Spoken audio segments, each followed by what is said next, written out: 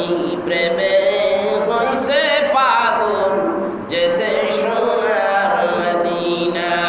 আল্লাহুম্মা সাল্লি সাইয়্যিদিনা মাওলানা ওয়া আলা আলি সাইয়্যিদিনা বালাগাল উলা বিকামালিহি কাশাফাত তুদা বিজামালিহি হাসনাত জামিউ খিসালিহি সাল্লু আলাইহি ওয়া আলিহি লা ইলাহা ইল্লাল্লাহ লা ইলাহা ইল্লাল্লাহ লা ইলাহা ইল্লাল্লাহ লা ইলাহা ইল্লাল্লাহ লা ইলাহা ইল্লাল্লাহ মুহাম্মাদুর রাসূলুল্লাহ সাল্লাল্লাহু আলাইহি ওয়াসাল্লাম।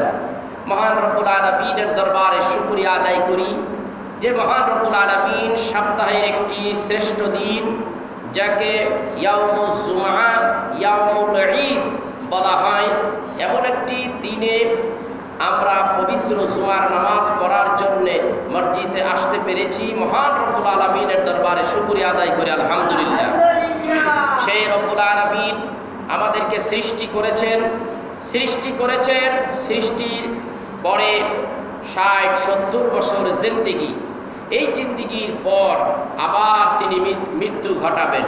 এখন জীবন আল্লাহ দিয়েছেন, আবার জীবনের সমাপ্তি ঘটাবেন সেই মহান রব্বুল আলামিন। আজকের আলোচনাটা আমি একটু ভিন্নভাবে করার চেষ্টা করব। আলোচনার খুতবার আমি একটি আয়াতে কারিমা তেলাওয়াত করেছি খুতবার ভিতরে। সেই আয়াতে কারিমায় আল্লাহ রাব্বুল আলামিন ইরশাদ করেন, বিসমিল্লাহির রহমানির রহিম, ইয়া আইয়ুহাল্লাযীনা আমানুত্তাকুল্লাহ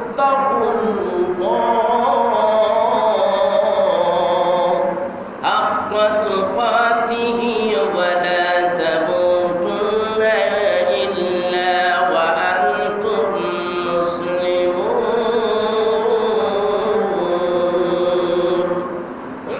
আল্লাহ রাব্বুল আলামিন বলেন, হে বিশ্বাসী ঈমানদার বান্দারেরা, তোমরা আমি আল্লাহকে ভয় করো।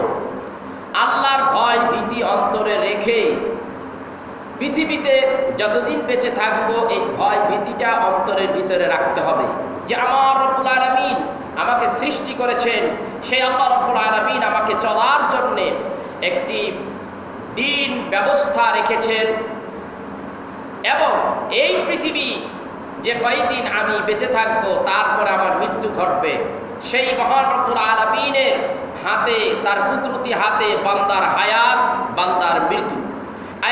আয়াতের মধ্যে আল্লাহ রাব্বুল আলামিন বলেছেন যে আমাকে ভয় করো এবং মুসলমান না হইয়া মৃত্যুবরণ করো না। তো আমরা মুসলমান না হয়ে মৃত্যুবরণ করো না যে কথাটা আল্লাহ বলেছেন, আমাদের কাজ কি? আমাদের কাজ সর্বপ্রথম আল্লাহ রাব্বুল আলামিনের হুকুম আহকাম মেনে আমাদের চলতে হবে, তার হাবিবের তরিকা মতে আমাদের চলতে হবে। আল্লাহ রাব্বুল আলামিন আমাদেরকে সৃষ্টি করে হায়াতের কিছু সীমা রেখেছেন, যেই সীমার সময় তারিখ কেউ জানে না, একমাত্র আল্লাহই ভালো জানে। আল্লাহ শুধু ঘোষণা করেছেন তোমার জন্ম হয়েছে, আবার তোমার মৃত্যু হবে, কখন হবে সেটা আমরা কেউ জানি না। কিন্তু এই পৃথিবীতে যারা বেঁচে আছে, আমরা সুখে শান্তিতে যারা থাকে, এমনও কিছু লোক আছে সুখ শান্তি পেয়ে আল্লাহকে ভুলে যায়, ভুলে যাওয়ার পরে তারা সেই মৃত্যুর কথাও স্মরণ করে না। আল্লাহ রাব্বুল আলামিন ডাক দিয়া বলে, বান্দারে, এই পৃথিবীতে কেউ চিরস্থায়ী নয়, পৃথিবী ক্ষণস্থায়ী আমাদের জন্য। কিছু সময় আমরা 10 বছর, 20 বছর, 50 বছর, 60 বছর, আবার 6 মাস, আবার পৃথিবীতে আপনাকে আমাকে এনে সঙ্গে সঙ্গে আবার মৃত্যু দিয়ে দিতে পারতেন। সেই রব্বুল আলামিনের ইচ্ছা। এবার বান্দা ভুলে যায় তার মৃত্যুর কথা, আনন্দ, দুনিয়ায় আনন্দ পেয়ে তার মৃত্যুর কথা ভুলে যায়। আল্লাহ রাব্বুল আলামিন সে কথা কোরআনুল কারীমের মধ্যে ভাবে বলেন, বিসমিল্লাহির রহমানির রহিম,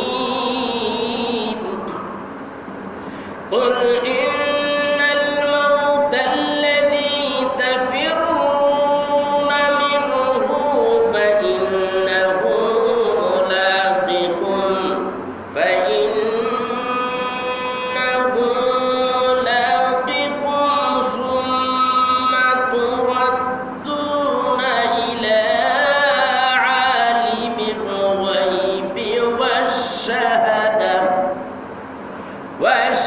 والشهادة فينبئكم بما كنتم تعملون।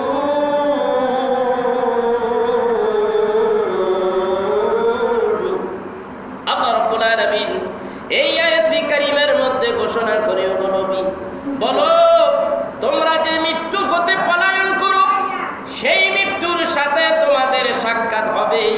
এর মানে হলো মৃত্যু তোমাদের হবেই হবে। অতঃপর তোমরা উপস্থিত হয়ে অদৃশ্য দৃশ্যের পরিজ্ঞাতা আল্লাহর নিকট এবং তাদের তোমাদের জানিয়ে দেওয়া হবে যা তোমরা করতে। অর্থাৎ মহান রব্বুল আলামিন এই আয়াতে কারিমার মধ্যে ইরশাদ করে, মরণ থেকে পালাও যেথায়, মরণ তোমায় লইবে গিরি। মরণ থেকে পালাও যেথায়, মরণ তোমায় লইবে গিরি। যদিও সুদূর আকাশ পথে পালাও সে তাই লাগিয়ে সিঁড়ি। পালাবার জায়গা নাই। আল্লাহর এই দুনিয়ার থেকে তুমি বের হতে পারবে না। এই পৃথিবী থেকে বের হওয়ার কোনো ক্ষমতা তোমার নেই। আল্লাহ রাব্বুল আলামিন তোমাকে মৃত্যু দান করবে। মৃত্যুর পরে তোমার কবরে যেতে হবে। কবরে সেখানে লক্ষ লক্ষ বছর অবস্থান করতে হবে। সেখান থেকে তোমার হাসরের ময়দানে হাজির হতে হবে। আল্লাহ রাব্বুল আলামিনের সামনে তোমার দণ্ডায়মান হতে হবে। সেখানে দাঁড়িয়ে আল্লাহ তোমার হিসাব দিবেন জাররায় জাররায়। বাঁচার কোনো উপায় নেই। সব হিসাব আল্লাহর কাছে দিতে হবে। প্রিয় উপস্থিতি, এই পৃথিবী কত মানুষ বেশি বেশি হায়াত পেয়েছে এক সময়, তারাও এই পৃথিবীতে থাকতে পারে নাই। 500 বছর, 600 বছর, 800 বছর, 1000 বছর, কত সৃষ্টি, কত পয়গম্বর, কত জালিম বাদশা এই পৃথিবীতে অবস্থান করেছে, কিন্তু তারাও এই পৃথিবীতে থাকতে পারে না। এই পৃথিবী ছেড়ে চলেই যেতে হয়েছে। সেই কথাই আল্লাহ রাব্বুল আলামিন সূরা আল জুমার 8 নম্বর আয়াতের মধ্যে ঘোষণা করেছেন। এই পৃথিবী ছেড়ে যেতে হবে, কেউ থাকতে পারবে না। আল্লাহর রাসূল একদিন তিনি বসে আছেন, মা খাদিজাতুল কুবরা রাদিয়াল্লাহু তাআলা আনহা আমার রাসূলের উরুর উপরে মাথাটা দিয়ে একটু শুয়ে পড়লেন। চোখের পানিগুলি চোখের কণ্ঠা দিয়া ফোটায় ফোটায় পড়া শুরু হয়ে গেছে। এমন সময় আল্লাহর নবী ডাক দিয়ে বলে, খাদিজা রে, তুমি কাঁদো কেন? কি কারণে কাঁদো? ইয়া রাসূলুল্লাহ, ইয়া হাবিবাল্লাহ, এমন একটা বালিশ আজকে আমি পেয়েছি গো নবীজি। আপনার পুরোটা আমার বালিশ হয়েছে। এই বালিশটার কত দাম গো নবীজি? পৃথিবীতে এর চাইতে দামি কোনো জিনিস আর নাই। এমন একটা বালিশের উপরে রাহমাতের নবীর প্রথম স্ত্রী মা খাদিজাতুল কুবরা মাথাটা দিয়ে শুয়ে আছে। চোখের পানিগুলি টপ টপ করে পড়ে। আমার নবী বলে, এমন একটা দামি বালিশের মধ্যে মাথা দিয়ে শুইছো, আর এই অবস্থায় তুমি কাঁদতেছো, কারণ কি রে খাদিজা? ইয়া রাসূলুল্লাহ, ইয়া হাবিবাল্লাহ, এই পৃথিবী ছেড়ে তো যেতে হবে। আল্লাহর নবী বলে, হ্যাঁ, পৃথিবীতে থাকা যাবে না, যেতে হবে একদিন। ইয়া রাসূলুল্লাহ, আমি কাঁদি গো নবীজি। পৃথিবী ছেড়ে তো আমার যেতে হবে, কবরে থাকতে হবে। হুজুর, অন্ধকার কবরের মধ্যে আমি খাদিজা কেমন করে থাকবো? দ্বীনের নবী বলেন, খাদিজা রে, কবরের মধ্যে অবশ্যই কবরে চাপ দেবে, মাটির চাপ হবে। অন্ধকার কবর, কারো জন্য অন্ধকার কবর, আর কারো জন্য কবরটা নূরের বাতি আলোকিত হয়ে যাবে। হযরত মা খাদিজা বলে, ইয়া রাসূলুল্লাহ, ইয়া হাবিবাল্লাহ, আপনি বলুন গো নবীজি, কবরের মধ্যে, অন্ধকার কবরের মধ্যে আমি কেমন করে থাকব? সেই জন্যই আমি কাঁদি। নবীজি, আপনার কাছে আমার কিছু দাবি, আপনার কাছে আমি একটা দাবি করব গো নবী, আপনি রাখবেন নি? দ্বীনের নবী বলেন, এরে খাদিজা, চাও দেখি আমি, তুমি আমার কাছে কি চাও? ইয়া রাসূলুল্লাহ, আপনি আমার জন্য এক নম্বর কাজ করবেন, আমার মৃত্যুর পরে আপনার গায়ের জুব্বাটা আমাকে দিয়ে আমার কাফনের ব্যবস্থা করবেন নবীজি। 2 নম্বর হলো, আপনি আমার লাশখানা কবরের মধ্যে নামাইবেন। 3 নম্বর কাজ হলো, নবীজি আমাকে কবরের মধ্যে রেখে যাবেন না, কবর দেওয়ার পরে কবরের কিনারে দাঁড়াইয়া থাকবে। নবীজি আবার ডাক দিয়ে কই, খাদিজা রে, কি কারণে এমনটি হবে রে খাদিজা? ইয়া রাসূলুল্লাহ, ইয়া হাবিবাল্লাহ, আপনি আমাকে বলেছেন কবরের ভিতরে 3টি সওয়াল জবাব হবে গো নবীজি। আমি আপনার কাছে দাবি জানাই গো নবীজি, আমার কবরের কিনার দিকে আপনি যাইবেন না, আপনি আমার পক্ষ থেকে কবরের 3টি জবাব দিয়া দিবেন। নবী আমার ডাক দিয়ে বলেন, খাদিজা রে, চিন্তা করো না, বিদায় হওয়ার পরে আমি তোমার 3টি এই দাবি পূর্ণ করার চেষ্টা করব। দ্বীনের নবী ওয়াদা করলেন। কিছুদিন পরে হযরতে মা খাদিজা দুনিয়ার থেকে বিদায় হয়ে গেলেন। খাদিজারে গোসল দেওয়া হলো, জানাজার নামাজ নিজেই পড়লেন, আমার দ্বীনের নবী বললেন। নবীজির মা খাদিজার কথা মতেই নবীজির একখানা জুব্বা দিয়া হযরতে মা খাদিজাতুল কুবরা তিনি কাফনের কাপড় দিলেন, একখানা জুব্বা তার গায়ের মধ্যে জড়িয়ে দিলেন। দেওয়ার পরে দিয়ে জানাজার নামাজ পড়াইয়া মা খাদিজারে কবরের কিনারে নিয়ে যায়। হযরতে আবু বকর, হযরতে আলী, হযরতে আবু বকর, হযরতে উসমান গনি এবং অন্যান্য সাহাবীরা ওইখানে দাঁড়ানো।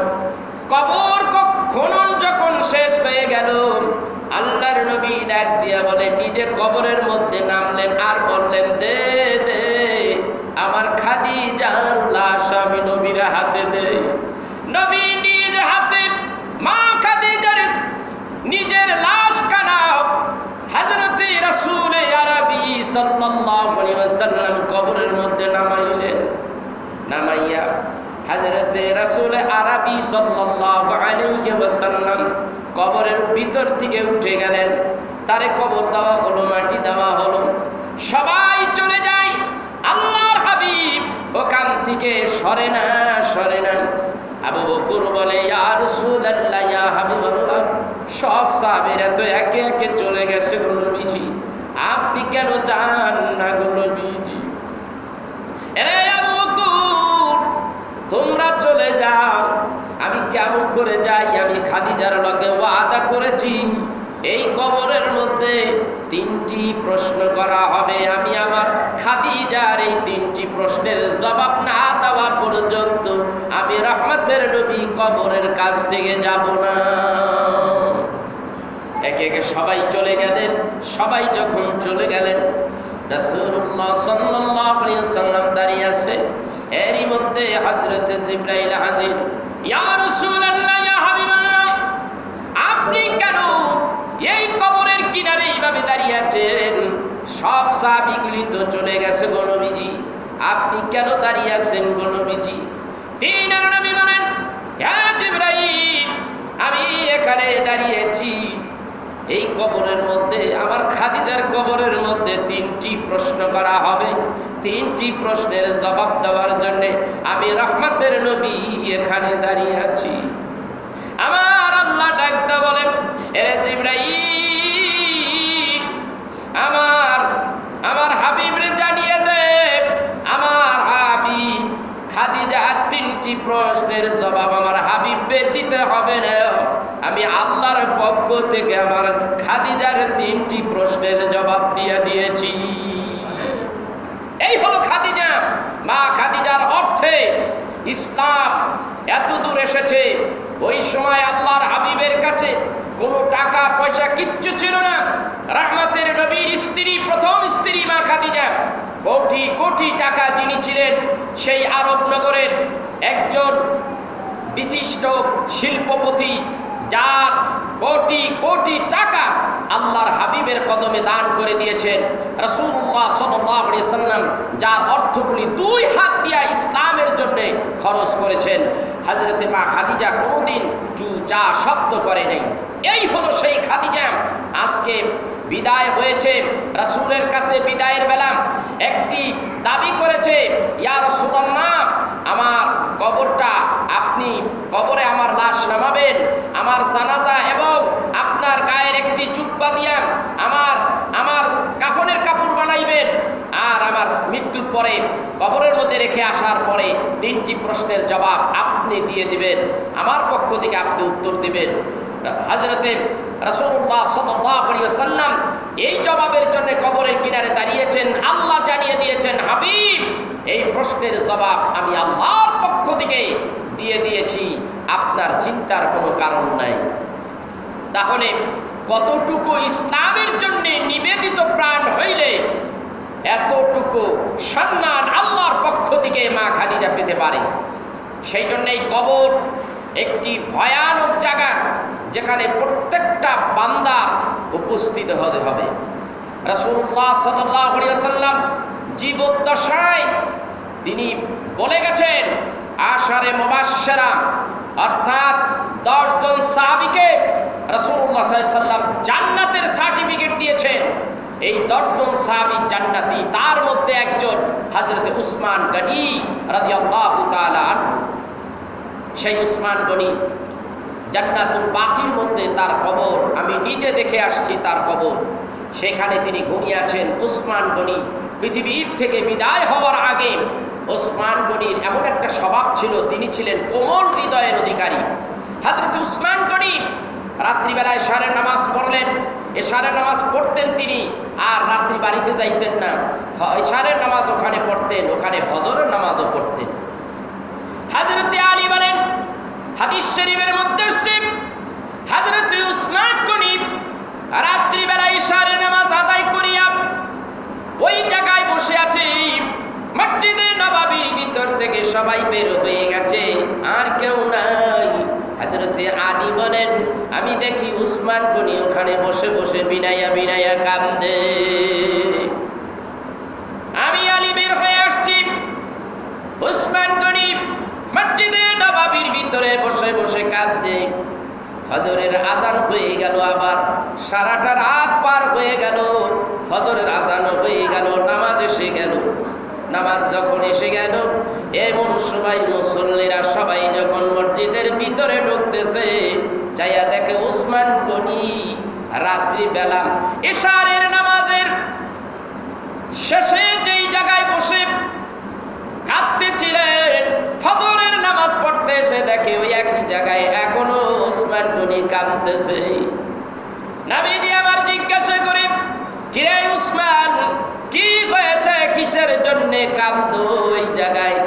ইয়া রাসূলুল্লাহ, ইয়া হাবিবাল্লাহ, আমি কাঁদি গো নবীজি, কবরের ভয়ে গো নবী, আমি কাঁদি। এই কবরের ভয়ের কারণেই আমি উসমান গনি বাড়িতে যাইতে পারি না। সারাটা রাত কবরের ভয়ে এখানে বসে বসে আমি কাঁদি। দ্বীনের নবী ডাক দিয়া বলেন, রে উসমান গনি, সেই চোখ দিয়া আল্লাহর ভয়ে কাঁদে, যে চোখ দুইটু আল্লাহর ভয়ে ভিজে থাকে, চোখ চোখের পানিতে আমার রব্বুল আলামিন ওই ব্যক্তিকে কবরের মধ্যে আযাব দেবে না। আল্লাহর কাছে চোখের পানি বড় দামি। আল্লাহ নিজে বলেন ফালিয়াদহাকু কালিলাও ওয়ালিয়াবকু কাসীরা। বান্দা বেশি বেশি করে কান্দো, কম কম আমোদ করো, কম কম হাসো, বেশি বেশি কাঁদো। কাঁদলে রূহ সাফ হয়, কাঁদলে গুনাহ মাফ হয়। উসমান গনি এত বড় একজন সাহাবী, দুনিয়ার মধ্যে জান্নাতের সার্টিফিকেট পাওয়ার পরেও উসমান গনি সাহাবী হইয়া উসমান গনির যদি কবরের ভয়ে কাঁদতে হয়, তাহলে আমি আর আপনি কোথায় আছি বলুন তো দেখি? কান্নার দরকার আছে? কান্নার দরকার আছে, অবশ্যই কান্নার দরকার আছে। জীবনে যত গুনাহ করেছি, জীবনে যত পাপ করেছি, সমস্ত গুনাহ পাপগুলির কথা স্মরণ করে করে আমার রব্বুল আলামিনের দরবারে চোখের পানি ফেলাইয়া ফেলাইয়া তওবা করো। তওবা করে করে আল্লাহর দরবারে কাঁদো। কাঁদলে তোমাকে আল্লাহ মাফ করে দিতে পারে। আল্লাহ ডাকতে বলে আস্তাগফিরুল্লাহ ইন্নাল্লাহা গাফুরুর রহিম। তওবা করো, আমি ক্ষমা করনেওয়ালা। ইন্নাহু কানা তাওয়াবা। বান্দা যখন তওবা করে, আর আমি বান্দার তওবা কবুলকারী, সেই জন্য চোখের পানি ফেলে ফেলে কাঁদো, বেশি বেশি করে কাঁদো। কাঁদলেই আল্লাহ রাব্বুল আলামিন তোমাকে আমাকে মাফ করে দিতে পারে। জীবনে যত গুনাহ করেছি, সমস্ত গুনার কথা স্মরণ করে এশারের নামাজ আদায় করে একটু কাঁদো। যদি পারো তাহলে শেষ রাতে 12টার পরে রাত্রে 2টা 3টার সময় উঠে একটু তাহাজ্জুদের নামাজ পড়ো, একটু জিকির করো, একটু দুরূদ শরীফ পড়ো। এইগুলি পড়ে পড়ে আল্লাহর কাছে কাঁদো, জীবনের গুনার কথা স্মরণ করে। অবশ্যই সেই মহান রব্বুল আলামিন কোনো বান্দার প্রতি জুলুম করে না। বান্দা যখন আল্লাহর কাছে রাত্রি গভীরে কাঁদে, অবশ্যই আল্লাহ রব্বুল আলামিন তাকে মাফ করে দেবে। এই পৃথিবী এমন একটা নিষ্ঠুর পৃথিবী, এই পৃথিবী কারোর জন্য পালাখানা, কারোর জন্য হয়তোবা জান্নাতের টুকরা। সে ভেবে রেখেছে পৃথিবীর সুখ শান্তিটা জান্নাতের টুকরা। না না, এইটা বড় ভয়ানক জায়গা। এই পৃথিবী কারোর জন্য নিষ্ঠুর। এই পৃথিবী একদিন ছেড়ে তোমার যেতে হবে। আল্লাহ রাব্বুল আলামিন সে কথা কোরআনে বলেন, মিনহা খালাকনাকুম ওয়া ফিহা নুঈদুকুম ওয়া মিনহা নুখরিজুকুম তারাতান উখরা। আমি তোমাকে এই মাটি দিয়া সৃষ্টি করেছি, আবার তোমাকে এই মাটির ভিতরে নিয়ে যাব। কিয়ামতের দিন আবার তোমাকে এই মাটির দিকে উঠাবো। বান্দারে, এই পৃথিবী বিদায় হবার পর থেকে এই পৃথিবীতে যতদিন আসি আমাদের পরীক্ষা চলে। বিভিন্ন পয়গম্বরদেরকে বিভিন্নভাবে কষ্ট ক্লেশ দিয়ে তাদের ইমানি পরীক্ষা নিয়েছে। মানব জাতি, তোমাদের জীবনটাই হলো একটা পরীক্ষা। কবরের মধ্যে একটা পরীক্ষা হবে, 3টা প্রশ্নের জবাব দিতে না পারলে তোমার বিপদ আছে। আবার হাসরের ময়দানে সেখানেও তোমার পরীক্ষা। সেখানে তোমার আমলনামা, তোমার ডান হাতের আমলনামা যা আছে তুমি তা দেখতে পাবা। তোমার বাম হাতে যে আমলনামা রয়েছে খারাপ আমল, সেটাও তুমি দেখতে পাইবা। সেই অনুযায়ী তোমার বিচার করা হবে। আল্লাহ রাব্বুল আলামিন বলেন, কিরামান কাতিবিনা ইয়ালামুনা মা তাফআলুন।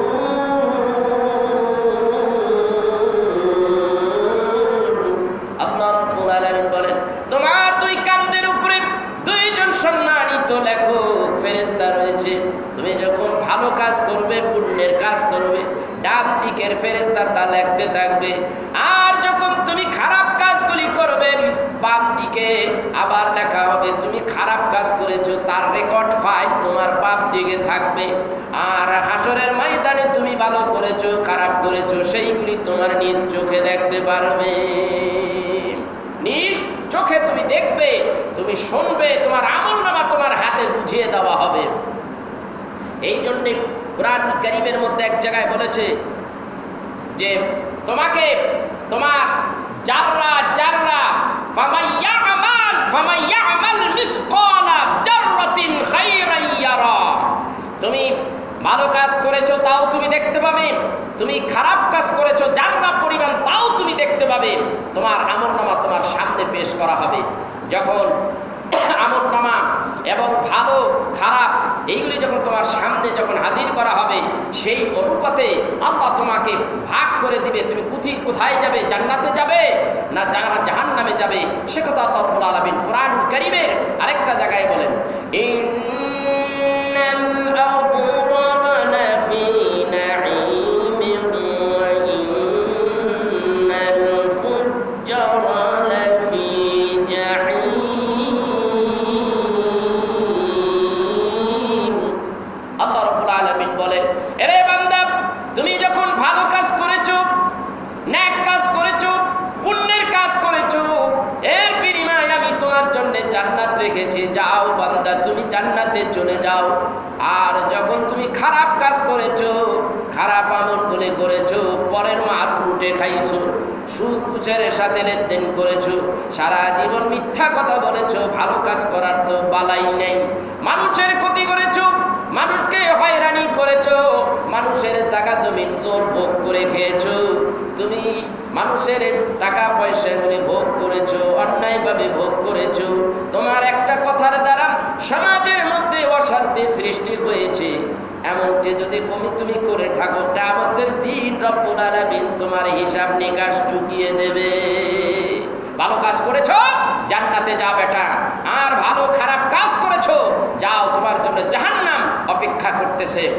প্রিয় উপস্থিতি, আজকের আলোচনার বিষয়টা ছিল, এই পৃথিবীতে যতদিন বেঁচে থাকবো, এই পৃথিবীতে যতদিনই থাকি, তার একটা সীমা রয়েছে, আমার হায়াতের একটা সীমা রয়েছে।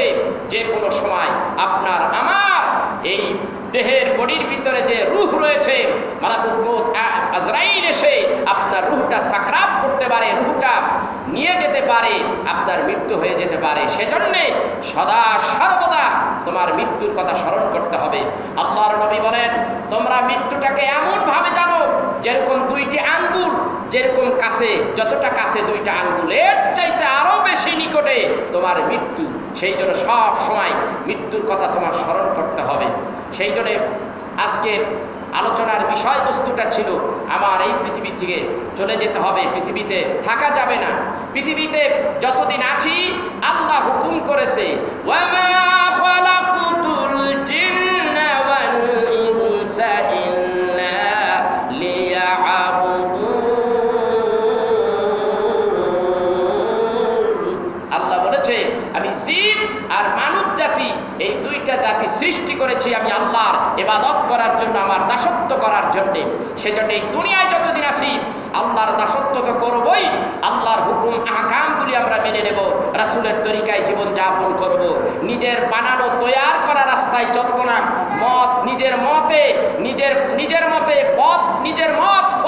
মতে আমরা চলব না, আমরা চলব হেদায়েতের রাস্তায়, ভালো রাস্তায়, যে রাস্তার কথা আল্লাহ রাব্বুল আলামিন ঘোষণা করেছেন। আল্লাহ বলেন, আলাম নাজআল লাহু আইনাইন ওয়া লিসানান ওয়া শাফাতাইন ওয়া হাদাইনাহু নাজদাইন। বান্দারে, আমি কি তোমাকে দেখার জন্য দুইটি চোখ দেই নাই? কথা বলার জন্য দুইটি ঠোঁট, ভিতরে একটি জিহ্বা দেই নাই? পথ চলার জন্য কি আমি তোমাকে দুইটা রাস্তা দেই নাই? একটা জান্নাতের রাস্তা, একটা জাহান্নামের রাস্তা, একটা হেদায়েতের রাস্তা, একটা ভুল রাস্তা, একটা পথভ্রষ্টতা, আরেকটা হলো সরলতা রাস্তা নিয়ে তুমি সামনের দিকে এগিয়ে যাও। আল্লাহ রাব্বুল আলামিন বলেছে, ওই বান্দাকে আমি সরল পথ দেখাই, যে বান্দা আমি আল্লাহকে রুকু করে সিজদা করে, আমার কুদরতি কদমে রুকু করে সিজদা করে। সেই কথাই আল্লাহ রাব্বুল আলামিন ঘোষণা করেছে, বান্দারে রুকু কর, সিজদা কর, আর বল, ইহদিনাস সিরাতাল মুস্তাকিম। আল্লাহ, আমি তোমার কাছে সরল সঠিক একটি পথ চাই। আল্লাহ বলে, বান্দা যখন আমার কাছে সঠিক সরল পথ দাবি করে, এরপরে আমার কুদরতি কদমে রুকু করে সিজদা করে, আমি রব্বুল আলামিন বান্দাকে সঠিক পথ দিয়ে দেওয়াটা আমি আল্লাহর জন্য ওয়াজিব হয়ে যায়। আল্লাহ রাব্বুল আলামিন সে কথা আবার আরেক জায়গায় বলেন, ওয়া আলাল্লাহি কাসদুস সাবিলি ওয়া মিনহা জাইরুন ওয়া লাউ শাআল হাদাকুম আজমাইন। বলেন, এ বান্দা, সরল সঠিক পথ দেখিয়ে দেওয়ার মালিক একমাত্র আমি আল্লাহ। আর সরল সঠিক পথটা কি? সেটা হলো সূরা ইয়াসিনের মধ্যে আল্লাহ বলেন, ওয়ানি'বুদুনি হাদা সিরাতুম মুস্তাকিম। সরল পথ হলো আমি আল্লাহর ইবাদত করা, আমার দাসত্ব করা, এটাই হলো তোমার জন্য সরল সঠিক পথ। রব্বুল আলামিন আবার আরেক জায়গায় বলতেছেন কি, ফামান তাবিআ হুদায়া ফালা খাউফুন আলাইহিম ওয়ালা হুম ইয়াহজানুন।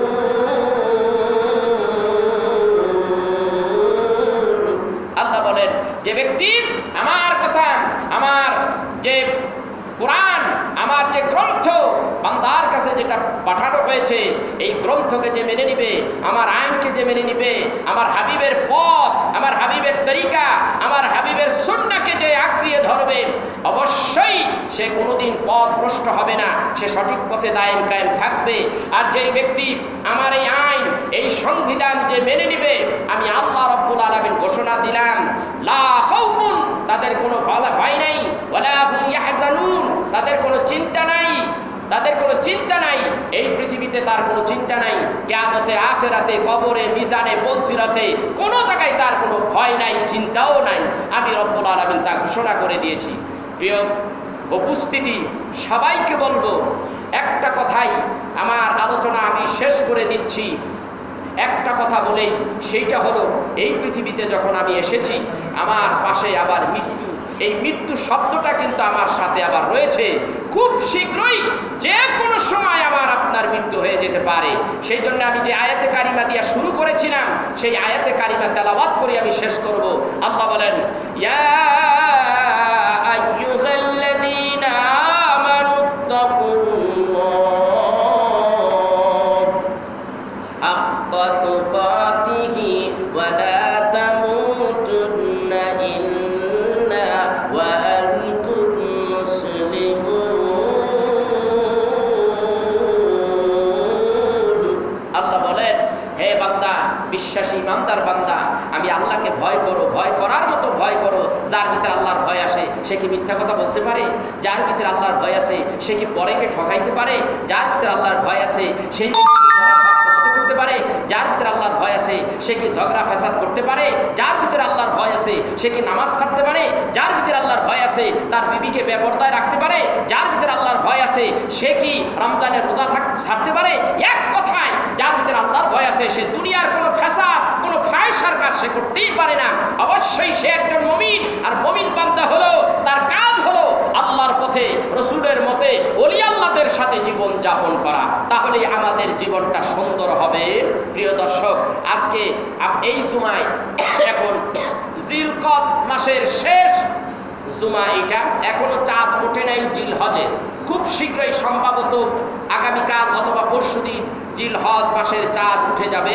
এরপরে ধীরে ধীরে আমরা প্রস্তুতি নেব পবিত্র কোরবানি করার। আমরা ইনশাআল্লাহ আগামী জুমার মধ্যে আলোচনা হবে আপনার কোরবানির ভাগ মাসালা নিয়ে আমরা আলোচনা করব ইনশাআল্লাহ। আজকের মতো এই পর্যন্তই। আসসালামু আলাইকুম ওয়া রাহমাতুল্লাহি ওয়া বারাকাতুহু।